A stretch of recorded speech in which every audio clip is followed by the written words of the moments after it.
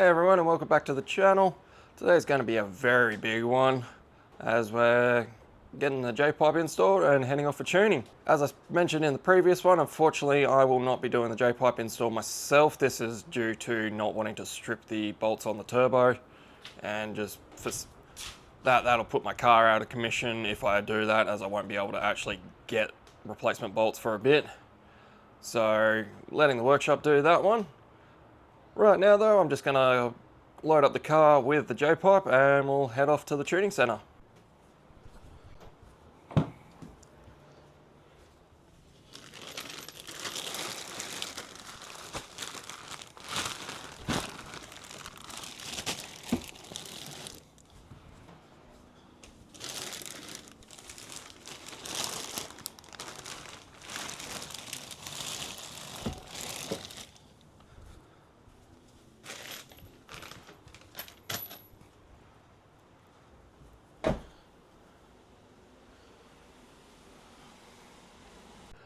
Going on the car today is the NVIDIA Australia Jpipe. This is the 2024 edition, which has an upgraded cat. This is less likely to chuck those pesky check engine lights that we all get on these VB WRXs.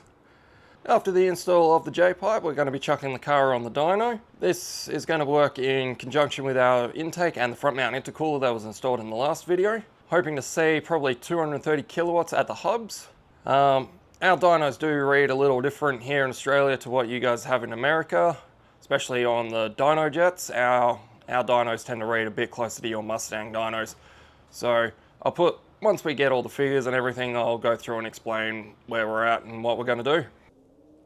Just come back from dropping the car at Evo R. Unfortunately, they were quite busy today and won't be getting my car on the hoist for quite a while. As a result, I won't be able to film the Jpipe install. If you do want to see a Jpipe install video, go check Tanner or Smeedier out on YouTube. He's got a great one, along with Joey as well. I'll link them both down in the description below. They've both done amazing videos on the Jpipe install. I will be heading back later in the day though to capture the tuning process, so I'll look forward to that and I'll show that shortly. Made it back to Evo R just in time. They're just going through the setup of the hub dyno. Got to install these hub connections on prior to actually attaching the dyno packs onto each wheel. This is a little different to your normal roll-on dyno where you have to roll on and strap it down. This just pulls the wheels off and connects straight onto the hubs themselves.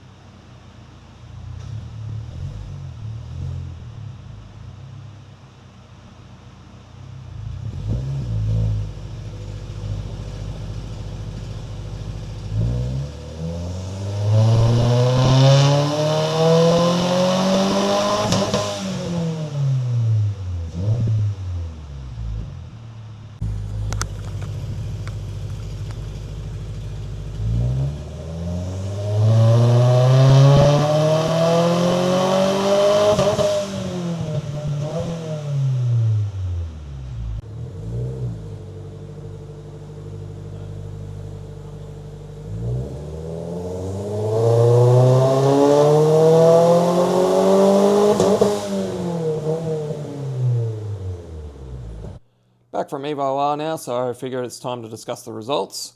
I just wanted to quickly run through the type of dyno we use today, being the hub dyno.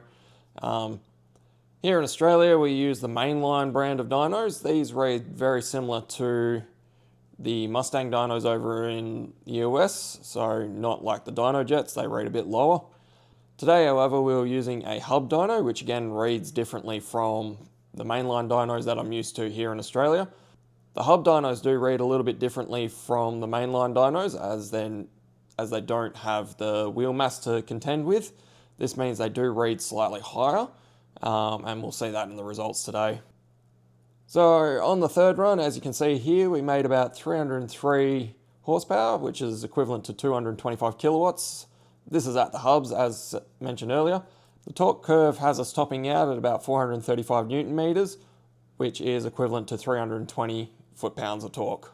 On the final run here, you can see we made a little more power, topping out at about 310 horsepower, which is about 230 kilowatts.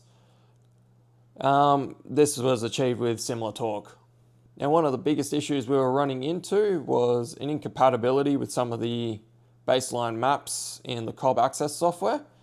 This meant we couldn't actually tune the car properly, and we're running into a ceiling of about 14 psi on boost.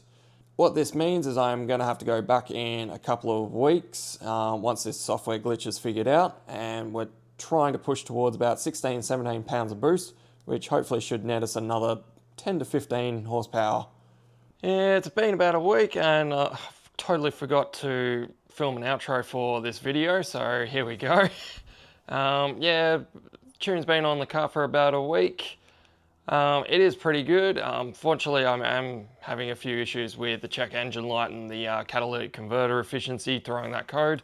So going to discuss that with the tuner when I go back later this week. I do have some more parts that I'm going to be putting on before then. So subscribe to the channel if you want to stay up to date with all the further mods we've got upcoming. It's only a few minor ones for now. And then I'll probably be wrapping up for a while until we go for some bigger mods again. But for now, don't forget to like and subscribe, and I'll see you in the next one.